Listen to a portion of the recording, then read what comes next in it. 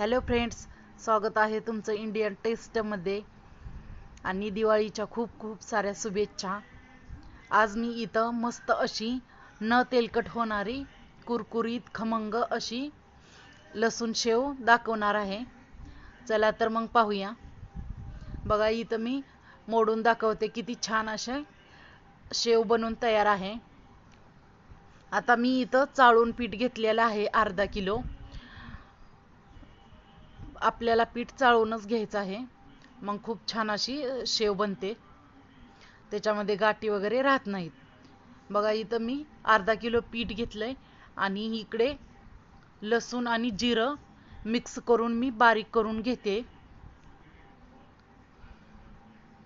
आता मी इथं 1 चमच जिरं टाकलं आहे। आता हे मिक्सरमध्ये बारीक करून घ्यायचंय।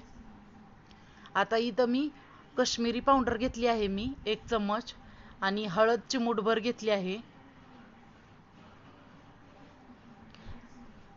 बघा आता या मिक्सरच्या भांड्यामध्ये मी 1 चमच मीठ, चवीपुरतं मीठ घेऊ शकताय तुम्ही, आणि इथं 3 चमच तेल आणि 3 चमच पाणी टाकलंय मी।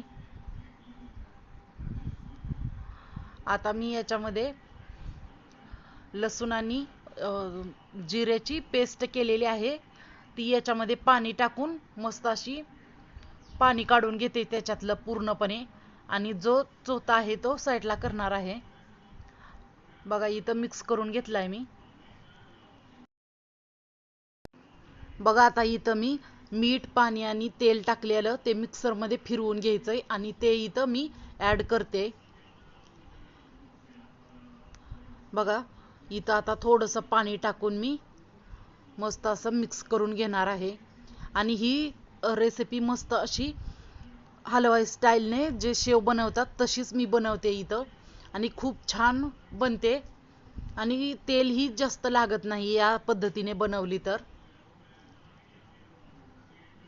बघा आता इथं व्यवस्थित पीठ आपल्याला पाणी टाकून मिक्स करून घ्यायचंय। जास्त घट्ट पण नाही आणि जास्त पातळही करायचं नाही, जसं मी इथं केलंय तसंच मिक्स करून घ्यायचंय आणि छान असं आपल्याला हाताने फेटून घ्यायचंय। बघा आता इथं बेसन पीठ मस्त असं रेडी केलेलं आहे हे। आता मी इथं साच्याला मस्त असं आतून तेल लावून घेतलंय आणि त्याच्यामध्ये पीठ भरून घेते। बघा आता छान असं पीठ पूर्णपणे भरून घेते मी, आणि थोडंसं कमी ठेवायचंय कारण आपल्याला ते वरून दाब द्यायचा आहे, त्याच्यामुळं बाहेर येऊ शकतं।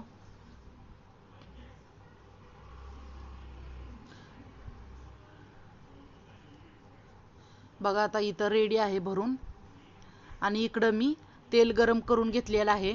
तेल आपल्याला मध्यम आचवरतीच आपल्याला गरम करून घ्यायचंय, मीडियम वरती, कारण जास्त कडक पण नाही आणि कमीही नाहीये, असं छान गरम करून घ्यायचंय। बघा आता इथं मी व्यवस्थित असं साईडनं अगोदर टाकून घेते आणि नंतर मग आपल्याला मध्यभागी टाकायचंय, अगोदर मध्यभागी नाही टाकायचं। आणि छान अशी मी शेव टाकून घेतलेली आहे।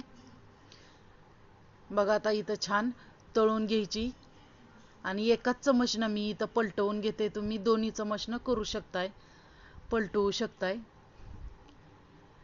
बघा इथं छान अशी 1-1.5 मिनिट तळून घ्यायची आहे शेव।